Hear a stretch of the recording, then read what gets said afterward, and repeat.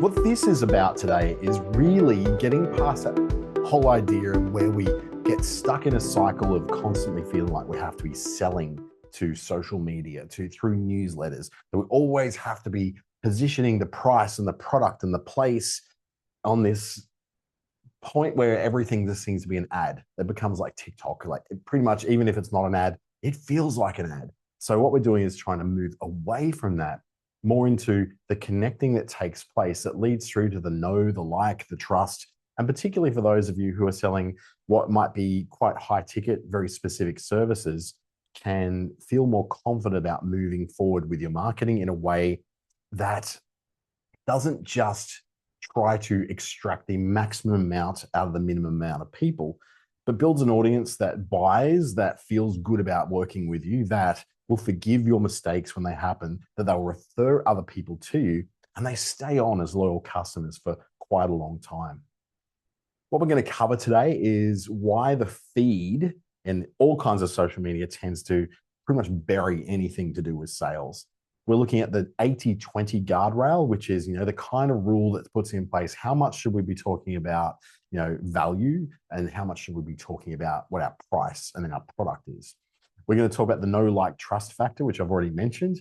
Then we're going to talk about a rhythm that you're able to hold at 9 p.m. on a Wednesday night before you have to get ready for a big meeting on Thursday, and the building of assets you actually own.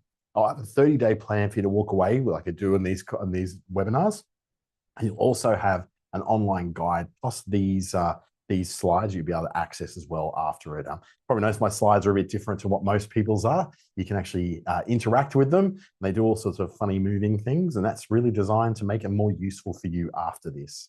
So a price list is something that belongs at the checkout. Like, we don't really internally, unless we're really counting our pennies, count up how much we've spent in Kmart until we get to the checkout, right? We kind of do some mental arithmetic of working out, okay, is that within budget? And maybe, but most of us walk into Kmart or Coles or Woolies.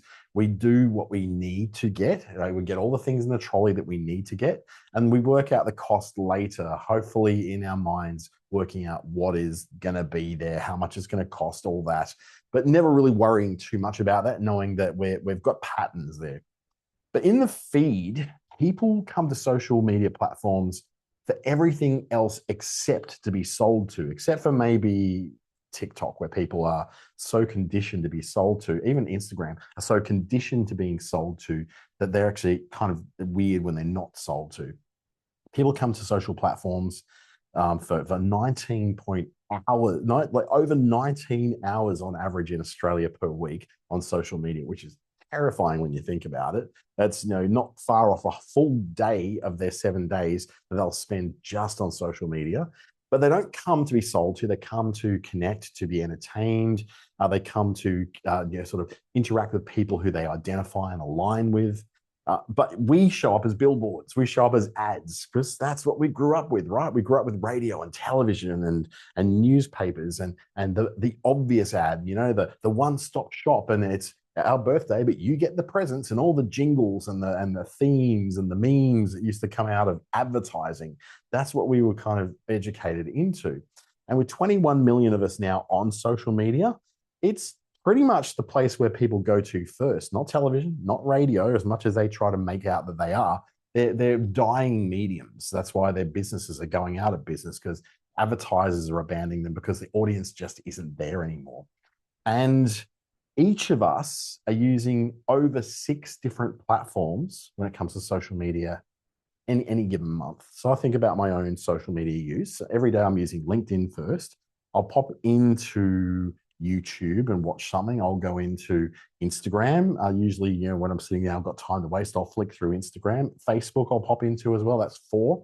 Substack, I always go in there, which is not really a social media, more a newsletter platform, but still go there to consume content all the time. Where else would I go? Maybe a little, not so much TikTok, but I would go to maybe, X. I'll pop in X, or Twitter, as it used to be called. I'll pop in there pretty much most days. I'll pop in there for some reason. So that's probably my 6. But that can then be other websites. It could be other networks. It could be Reddit. It could be Quora. It could be any of those places that people go to encounter people just like them. But they're never there to be sold to. And that's the tension we have is we're there to sell, but when we're on those platforms, we're there to not be sold to. Let's have a look at the different approach you could take based upon being a cafe who's selling at people in post 1-1. You know, $4 coffees all this week, open 7 a.m. to 3 p.m. New muffins in, don't miss our specials. And we get a couple of likes about that. Although $4 coffee would probably be pretty good for someone who goes there already. They go, oh, great, I get a saving this week. But the connection post to be more like 6 years ago, Nan taught me her flat white. Still make everyone her way. Here's the wobbly first latte art I was too proud of. And that kind of thing where it's like, oh, I was wobbling and I was making a mistake with the latte art, definitely gets the comments, definitely gets the shares, definitely gets the likes, because it's just more interesting. It taps into the storytelling nature of humans. The first post, like it says there, is a flyer, it's an advertisement. The second one makes you think, oh, that's so nice, that is so sweet, that is so cute. And it's tapping into humanity, not into a need to get a cheap coffee. And look, honestly, coffee in Australia is not something that people are necessarily that price sensitive on. I tend to be, because I own cafes, right? So for me, keeping the price as low as possible is very important for my bottom line to keep people loyal and coming in. But most people don't even think about the price of the coffee. I paid like $11 for a coffee in Adelaide Airport about 2 months ago. It was absolutely extortionate.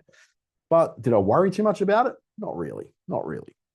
So that's an example.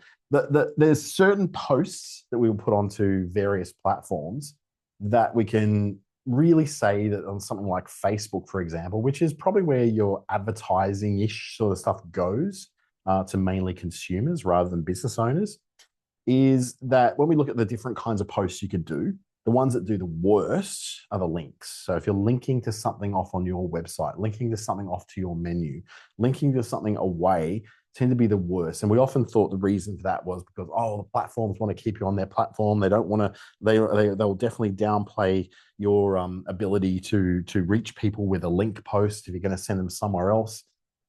That's not actually true. Having been on the inside of Meta and also having a lot of conversations on the inside of LinkedIn as well, what the common thought is amongst us, regular everyday people, is that yes, we put a link in there and the platform penalizes us. They're not penalizing us for a link. They're penalizing us for a really bad, unengaging, boring, sales-oriented post because we're just selling. And there's nothing in there that's of any interest to most people who may scroll on past, unless it's the cafe they go to, the shop they go to, the thing they need right now. And the chances of them seeing that are very, very slim if it's a really bad post, which nobody is interested in. Status updates are particularly strong. So on LinkedIn, for instance, you have a job change, that gets through really, really far. Albums of images do well. Images and reels still do pretty well.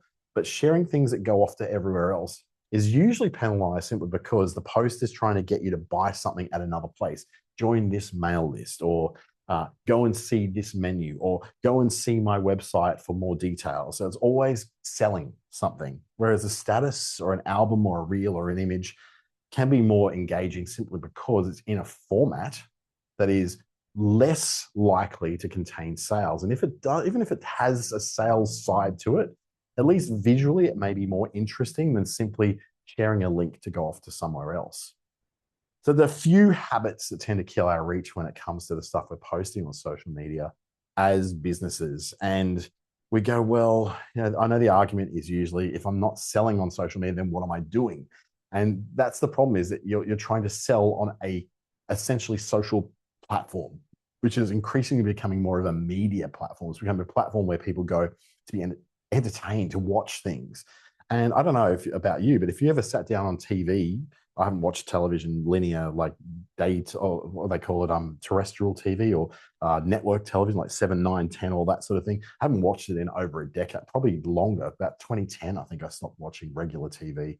And one of the things that annoyed me most about it was that it felt like just as you were getting into something, you get an ads, and there seemed to be more ads than show. And that's when you realize a 1-hour show was actually about 42 minutes. The rest of it actually was ads.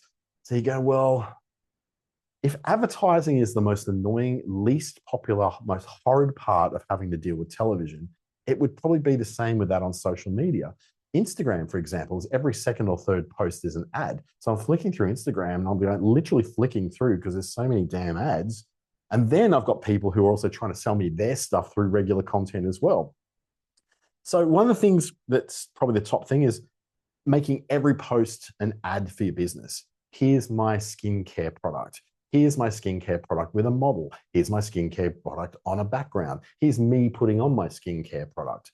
That kind of thing. The price, the hours, the offer, the product, repeat and rinse and repeat. That the feed learns to skip you because we need to think more in a system. And the system will be for every 5 posts we do, 4 of them need to be something else other than selling, because we haven't yet earned the right to sell anyone anything because we're not interesting enough for them to want to stop to be sold to in the first place.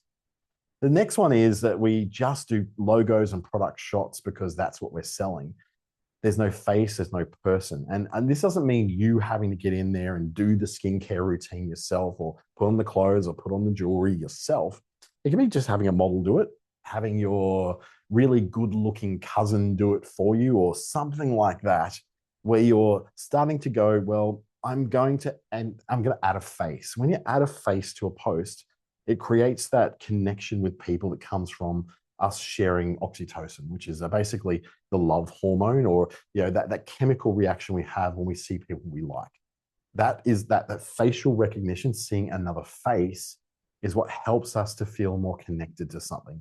We don't even think about it. It's not something which we go, oh yes, I feel connected to Maya because they use really nice, diverse models in their range. No, I feel connected to Maya because they sell something I want and I'm connected with them for that moment, but then I move on. The connection to a brand, and if you're a sole trader selling your time, your expertise, your consultation, this is even more important. This is why you see all these business coaches just constantly doing selfies of them doing cute poses and laughing at lattes and all that, because they know that seeing the face of that person makes it so much more easy to relate to them. And you are going to naturally like them more over time because you've seen them enough now to go, oh, okay, I know Bronwyn. I would actually trust working with her because she's obviously putting herself out there every day. And if she was really bad, people would be like flaming her in the comments, right? So human face definitely makes a difference. Posting everywhere, the same thing everywhere, doing it badly isn't good. This is where I really have an issue with Gary Vaynerchuk. As successful as that guy is, he doesn't speak for small businesses. He's really bad at speaking for small businesses because flood posting everywhere all the time badly only tells algorithms that you're terrible, and it's never ever going to make a difference to you. So the idea is here to pick 1, maybe 2 different platforms that your customers are using. If it's a consumer product, if you're selling to just regular everyday people who buy skincare, or they buy candles, or they buy gifts, then that's going to be on Facebook. That's the kind of people who are going to be on Facebook. The other thing is, though, if they're a business, like a small business themselves or a bigger business, they're much more likely to come across products and services that suit them in a place like LinkedIn or even YouTube for that matter. So for consumer products, definitely Facebook is where they all seem to be. Also, YouTube is very, very common for that. But really for business to business, LinkedIn is kind of the place you go, especially if you're selling your time, your services, your expertise, your brain, that sort of thing. Another thing is like where you're going, you're posting and you're vanishing. And I think just about every business is guilty of this. I put a lot of effort in every week to make sure if I post something, I make sure I keep an eye on those comments to make sure I'm answering every single comment that comes in. Does it take time? Yes, it does. Does it create trust? Absolutely, it does. It shows I'm not just this blank corporate curtain that's just pulled across every time that I've posted something. I'm unreachable and unapproachable. If one of my values is approachability, then I need to show that in the feed as well. The fix for it is to bring it to reply to every comment you can inside that first hour, if you can. And now I know not everyone's got the chance to do that. We've got kids, we've got school runs, we've got parents we need to look after, all that sort of stuff. I know we've got all that. If you can, it might be better off for you to post at times that aren't determined by some coach saying, oh, you must post before 10 a.m. every morning to get on people's feeds. post when you can actually put the time into it. Even if it's over lunch, where you're sitting there and having lunch, relaxing, got your phone and you can see comments come in, you can reply to them easily and in a more relaxed way. You'll find your rhythm, you'll find your way to do it. And also that perfect, polished, very AI style of stuff. Man, I don't think anyone sees that and goes, oh, that looks awesome. What they do is they see something utterly unrelatable. Remember, you're not a big corporate beast. You're not Coles. You're not Wesfarmers. You're not Woolworths. You're not Bunnings. You are probably a one-person business in most cases, or you might have a couple of people that work for you. You're not expected to be perfect and polished. What you're expected to be is right and relatable for the person who would work with you. So think about the people who work with you. Did they pick you because you had the perfect hair, the perfect teeth, and the perfect outfit? Not at all, unless you're a stylist, and then they might have gone a bit more judgy over you. But in most of our cases, they picked you because they felt like you could relate to them the most out of all those different people. So being polished to the point that nobody believes it is completely invalid anywhere in here. Now, when it comes to the amount of posts you're doing that are sales oriented, because we are businesses, at some point we do have to ask for the sale, or we ask people to go here to check out prices or services, that sort of thing. The 80-20 rule is still very much there. Once we start sort of dropping below that, you know, where we get to about 10% of the time we're selling and 90%, we may be a little too shy. And so let's just say out of every 5 posts, 1 post could be that. And Gary Vaynerchuk, to mention him as well, had a book a long time ago called Jab, Jab, Jab, Right Hook. So the idea was jab, jab, jab. That's your like, here's a bit of value, here's a bit of value, here's a bit of value. Then I ask you for the sale with the right hook. I don't like boxing, so I won't use that analogy again, but it's more like, for instance, give something, give something, give something, and then ask. Now, in today's social media economy, that could be that you give 20 times before you ask for a sale. Particularly for people like consultants, for people who are those people who are, let's just say, the ones who are selling their time, selling their expertise, consultants, coaches, all that sort of thing. Then for you, you're going to find that that's probably easier for you to not have to do the 80-20. You can probably give value all the time because people, when they need you, have already know who you are and what you do without you ever having to mention that you're doing this for a living. They can work it out. People are not stupid. I know there's a myth that goes around that says, oh, you've got to provide a call to action. Otherwise, people won't know what to do next. It's like, who doesn't know what to do next? Does anyone have to know where to go to the checkout in Coles or Woolies? No, of course they don't. They pick up the product, they go to the checkout, they pay for it. We don't need to be told that that's where the checkout is. So the same thing goes on socials. You showing your expertise, the assumption is there that you must be an expert in this and you're actually helping other people with this thing. Just so you know too, this is being recorded. So this will be on YouTube probably in the next hour. I'll get this up on the YouTube depending on the hotel Wi-Fi and how fast it will be, so we can make sure we can get that over to you. And also I'll be sending you in a follow-up email at the end of this. If you register for this through the Digital Solutions Program, you'll get this set of slides. You'll get the online guide that you can work through as well as a link through to that recording on YouTube. So the 80-20 rule is pretty much still in effect. Once you start selling too much, you're really starting to get into that red zone where people are just feeling like you're nothing but a catalog. And when you're nothing but a catalog, well, why would they bother following you and interacting with you on social media when you're doing that one thing they hate the most and you're constantly trying to sell them? Like that friend of yours, right, who's in a network marketing scheme. And once upon a time, they were such an amazing friend. And then they got involved with that place that sells the powders, the potions, or the pills. And they can't talk about anything else online except for, oh, my amazing products. Oh, this amazing thing that's going to help me to work from home. Wouldn't you like to be financially free? And you're going, Susan, I know you. You don't do any of this. You worked at McDonald's for 20 years. So that sort of stuff, you know, that it turns us off, right? And rightfully so. So you can imagine that when you do it, it also turns people off. So what actually goes into these value posts? part of what I like to do is write down the questions that my clients ask me. That's really good fodder. The stuff that's in my calendar is really good fodder. Answering one question properly by just going, something like 3 signs your coffee's stale and the fix for that, or 3 ways you can get more out of your clothing rather than having to replace it every 3 months, or 3 products I've found that have been amazing at trying to keep my house clean without me spreading chemicals all around the place. And then show a bit of work behind what you do as well. Some of that behind the scenes stuff, which is for me, it's like saying I posted something on LinkedIn today about my setup that I'm at right now. Posted about 2 hours ago showing that I had to go into a podcasting recording with my laptop that I'm looking at right now, sitting up on a kettle to make it higher so I could look without looking down like I'm doing right now.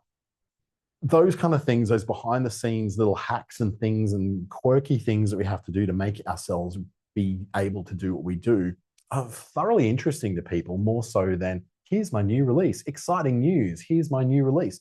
It's not exciting to anybody except you. So saying exciting news doesn't get anyone to go, oh, I should read that. So 4 in every 5 posts should be this kind of value kind of stuff. And if you really want to see examples of this, just go anywhere online and watch for all the people who are very much being followed and engaged with en masse, and you'll see what the pattern is. They're almost always never asking for any kind of sale because people already know what it is they do. If they need it, they'll come to them. The 20%, the ask, is where we're going, okay, the moment we're selling coffee, we're going, okay, name the moment. So the moment is, it's Tuesday, you've got a 9 a.m. meeting and you've had no breakfast. We're here for you. So it's not saying, at Tuesday, 9 a.m. breakfast, you can get it for $10. Come on in now, only until 10 a.m. It's like name the situation the person is in and link your product or service to that. So it could be, it's Friday, you've just finished a week, you're exhausted. You promised yourself you'll be out of this job by now. Let's talk.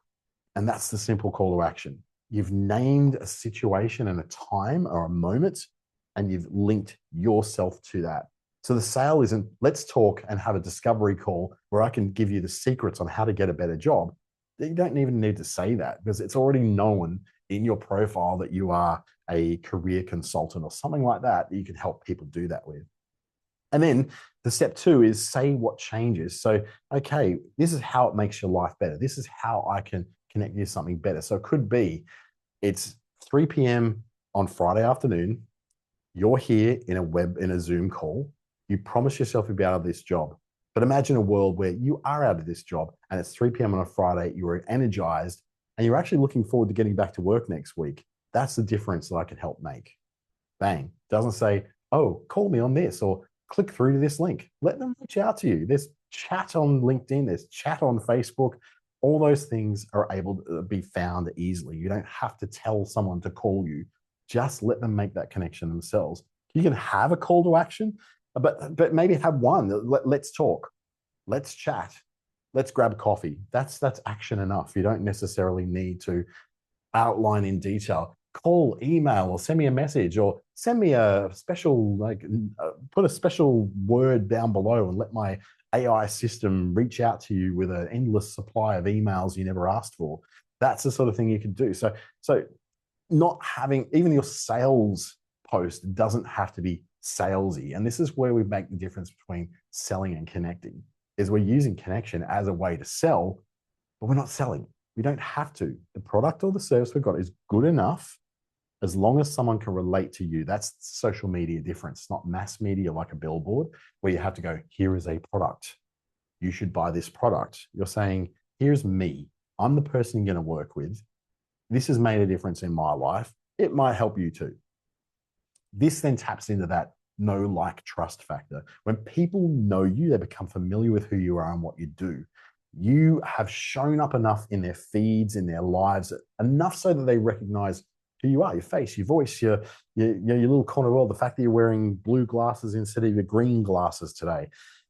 Nothing's being sold at this point. It's all about being recognized. And this is what we call the mere exposure effect. So mere as in M-E-R-E, mere exposure effect.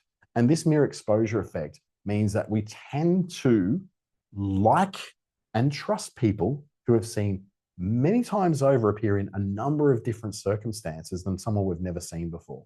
Line up 13 wellness coaches in a row, and the one that we're going to like and trust the most is the one we've seen the most, not the one who has the biggest qualifications or who worked with Kylie Jenner. Or we're gonna feel pretty good about the one who is seen showing up and not trying to blast sales messages at us all the time.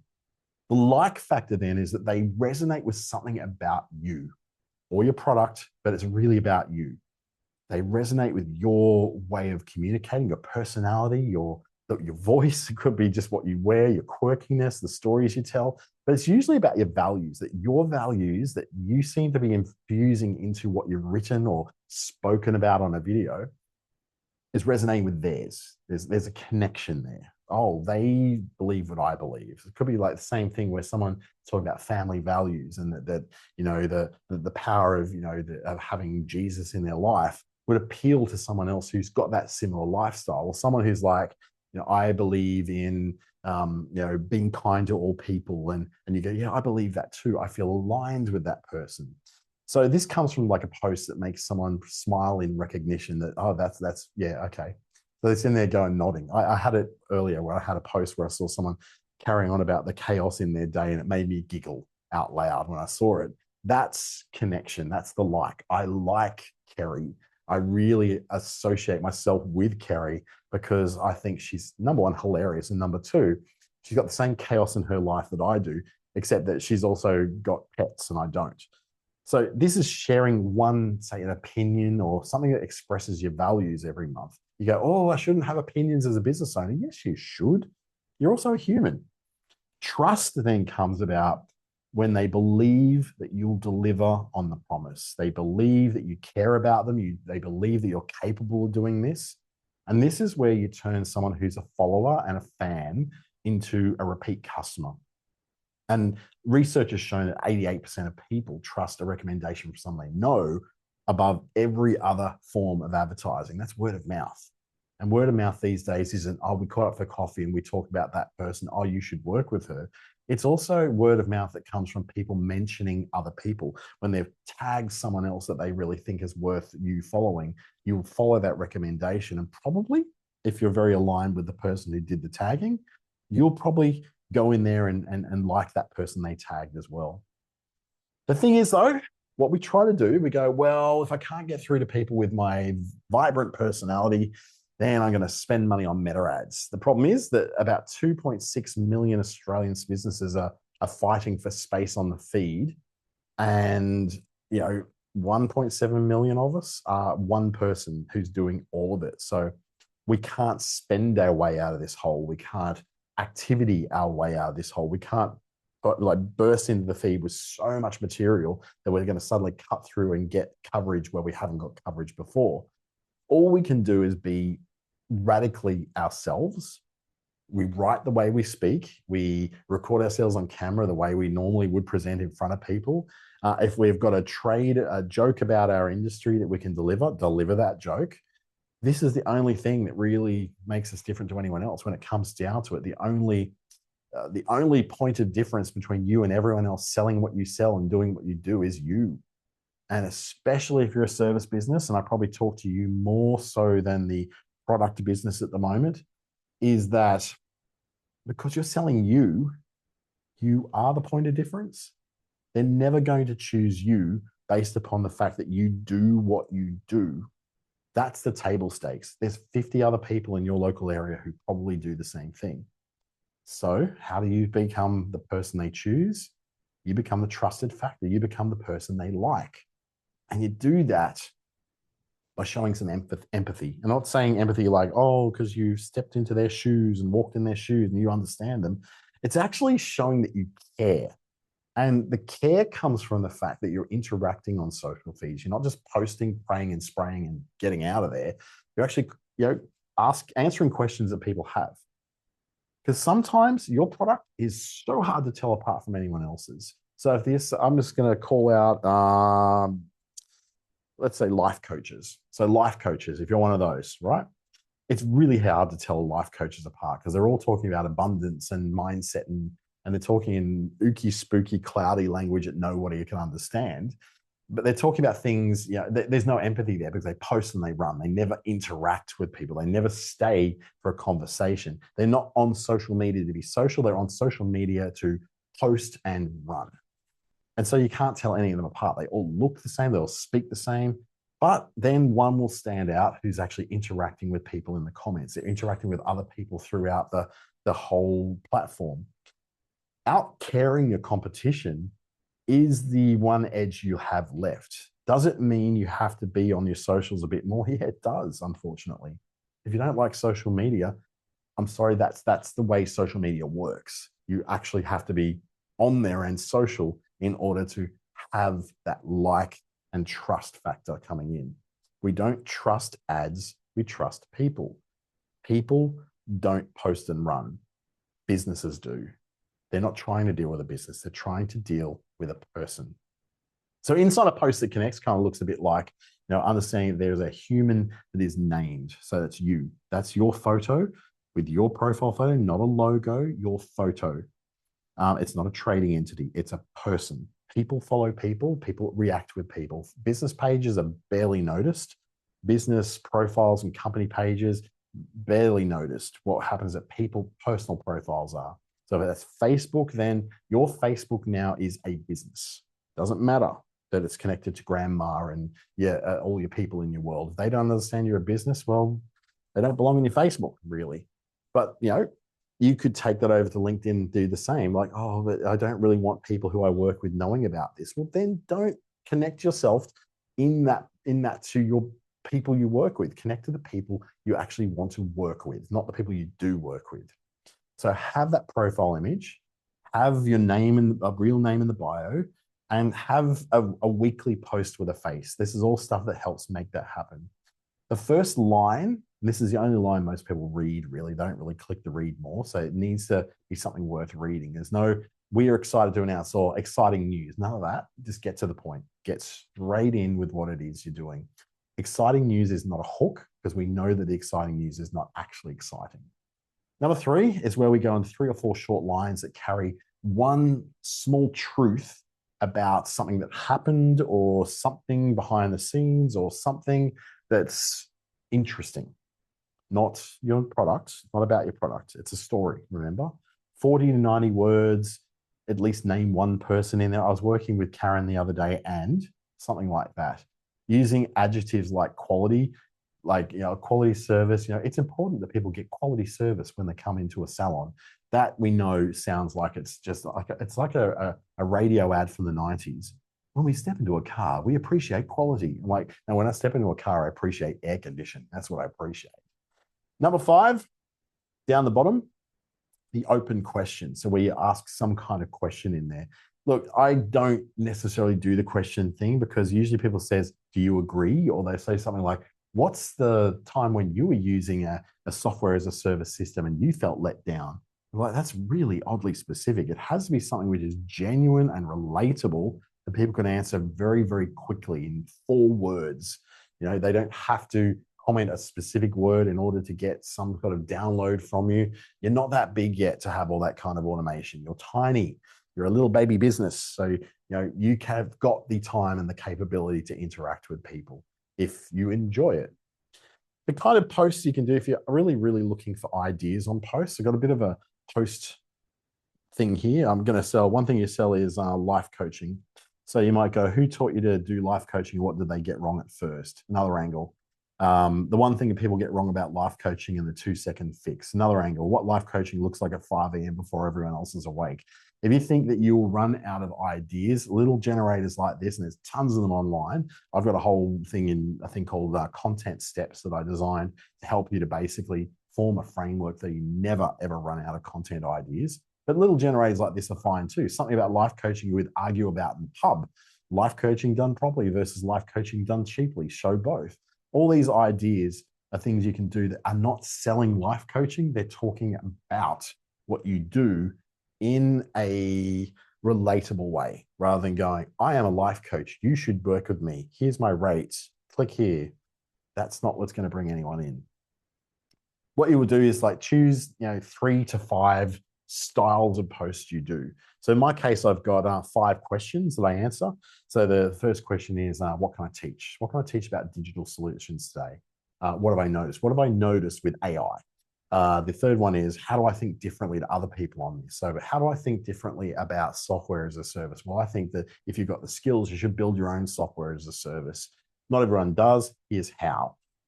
Number 4 is, how do I deliver this as a list of tips or actions they can take? So it could be, here's 3 ways you can replace your expensive software with free alternatives. Number 5 then is, what happened in this topic and what did I learn from it? That's kind of like going, there's the how-tos, the teaching. The myth busting is kind of like my contrarian post. Things like customer stories will be the 5th thing. You could have questions we get. Here's 3 questions we get. That could be a list. And behind the scenes could be what have I noticed? So what have I noticed is common mistakes I've noticed. So that could be my 5 pillars. And what I do is on week 1, I'm going to make an educational video, how to do this with my product, how to ensure your skin is better suited towards the environment you're in. Well, here's a couple of products I have, but you can also do this with vinegar. Probably don't put vinegar on your skin. That's probably a very bad idea. The skincare people are going to kill me over that. But it gives you an idea of week 1, here's the 2 things I'm going to do. Week 2, here's another. You'll get this little guide there to be able to play with as well. So I'll send that through to you at the end of the webinar. One platform is probably going to be Facebook if you're selling products. If you're selling services, it might be Instagram or even LinkedIn. I haven't mentioned LinkedIn there because it's very service oriented, but could be LinkedIn, might be. For YouTube, I love YouTube. I think that is probably one of the most powerful places for particularly with people who are selling their expertise. That's the kind of place where I think you should be more than anywhere else. This particular video is going up on YouTube for that very reason, because I'm selling my expertise. You don't own any of these things though, and that's really important for you to take note of, because when we get into all these platforms, we go, well, anything could change. We've seen Facebook's reach for businesses go from being amazing in 2015 to being non-existent in 2025, and to even being beyond non-existent in 2026. The average Facebook engagement rate for business posts reaches like 0.15% of the people that you actually have connected to your business. 46 minutes a day is what people are spending on Facebook, and that's starting to shrink a lot. LinkedIn is starting to increase a bit. It was 11 minutes, gone up to about 13 minutes a day now. So it's increasing. YouTube is increasing. TikTok is decreasing. People are starting to spend a lot less time on there. So what you're doing is there's a recession of attention on these platforms at the moment. So doing the same as you've already done, just trying to keep sell, isn't going. It didn't work before. There's nothing to say it's ever going to work. So you need to do something different anyway. When the algorithm changes, you don't get consulted on that. They do not care what you think about that. Oh, but I spend advertising money. Don't care. They don't. They literally don't. They're tech platforms who move where the money is. If they don't have the money coming in, then they move to try something else. But email marketing is where my secret sauce is. Email really pays. There's this quote that comes from marketers reporting their own numbers, so I don't really treat it as necessarily the truth. It's a bit more of a direction, I guess. This idea, you get $36 back for every $1 spent. So I would spend probably, in terms of money on email marketing, probably about $1,200 a year. Do I get back 36 times that? We're probably getting close to that, actually, to be honest, because I get a lot of people delivered into my workshops and webinars and one-to-one consultations through my email marketing. Now, I have 17,500 people on my list. So it goes out to a lot of people. It has a very big open rate. I'm really happy with that. It is my number one source of new clients. Great. But is that everyone's experience? Well, probably not. So I would say start an email newsletter, but don't make it like, here's my list of products every week. It's got to be something which is worth reading, a series, episodic sort of series about something. For me, I'm considering doing an episodic series on business travel because I do so much of it. And some people find that really interesting. My most engaging posts for the last 2 weeks have been me talking about the interesting things that happen while I'm in airports and hotels and flights. So that's the sort of stuff that's very interesting to people. And then the curiosity comes from those posts. They go, oh, what is it you do? Oh, okay. Oh, actually, I need that. And then that links through to someone who can help. Also, it builds into my honesty, my approachability, my effectiveness, my values that are expressed through that. So email does give you ownership because you own access to that email list. Even if the platform kicks you off, you can still export your list. You still own those email addresses. So that's something that's very, very important. But you need to work with psychology, right? You need to understand that people are going to either open or not open based upon things that are, in their heads. And some of that could be that in the subject line, they really need to see something that gets opened. In my case, it would have been something, I think my Saturday one is episode 223. And it will be, so that's too vague as 223, but I can go, excuse me, the thing that made me the most money. And that would be a good length. And it's specific enough that someone knows what they're getting. So I was just to put in there to go funny, haha, funny, peculiar. As I got longer, I've explained it a bit more. Now, bear in mind, that's wrong spelling, but bear in mind that you can get too long and then it gets cut off. On phones, it cuts off at about 38 characters. So I've got about 33 characters I've done. If I go any further, funny other way, it's starting to get cut off. It's getting too long. So that little test thing is in the online guide you'll be able to look at that sort of lets you play around with the lengths and how they look and what looks spammy and what doesn't look spammy. They'll give you a bit of a hand there. 4 rules. Same name always. Pick a rhythm and hold it. So the idea is to try and be very regular with your posting, with your newsletters, because I have the Saturday sprint and the Tuesday tally. It goes out at the same time, 7 a.m. on a Tuesday, 7 a.m. on a Saturday. So when they go out at that same time every week, it becomes kind of like destination reading. Like it becomes part of the pattern of someone's week. Habit beats frequency. Tuesday, 8 a.m. every week will outperform whenever you happen to get to it. So be really religious about the kind of delivery you're doing. The same shape always. So what I do, I have a lead story, and then I have a list of the things I have coming up that people might be interested with. You may have a different idea. You might have a quick list of tips. You might have a few things you noticed this week, followed by a few links to what people can get from you. Ask for one thing. My one action my one ask that I have. I'm not asking anybody to go to my webinars or workshops. What I'm asking for is for them to share this email newsletter with someone if they feel it'd be good for them. It's the one thing. And every week I ask it the same way. I say, hey, if you're no longer finding these things relevant for you, please just unsubscribe. There's no hard feelings, honestly, no hard feelings. I'm fine. But if there's something in here that really, really impacted you, share it with a friend who might also see some value in it. And that is how I've grown from 150 people to 17,500 people in a newsletter. The real test, would anyone miss it if it stopped? Oh, God. I made the mistake 1 week, I think earlier this year, maybe it would have been about March, where I put the posting time to 7 p.m. on a Saturday rather than 7 a.m. I got so many emails from people saying, where's your email? Where's your email? Where's your email? So that was the real test was answered. If the honest answer is that nobody could give a crap whether you missed an email or not, then you're probably thinking, well, I need to do fewer episodes of this, maybe once a month rather than once a week. I do once a week because I've got the capacity to do that, and it's now part of my routine. Understand that social media gets you found, and email is what keeps you engaged with someone. So get discovered on social media, then you get in their inboxes, and that's how you then build a community of people who are really invested in what you do, remembering that a community, the members in that community may not be your customers, but they know your customers. It's like networking. The people in the room in a networking event are not your customers. It's the people they know that are the customers. So your important thing is to not be the same as everyone else. In a feed full of AI saying this, in a networking event full of suits, be the person who is obviously different and obviously more capable to do the thing that you do than the others. This plan will come through to you on the email they'll send up as the follow-up. You can also get the whole guide in your pocket. So if you want to do that, you don't need to necessarily just click on that or or scan that right now because it will be sent this in email anyway.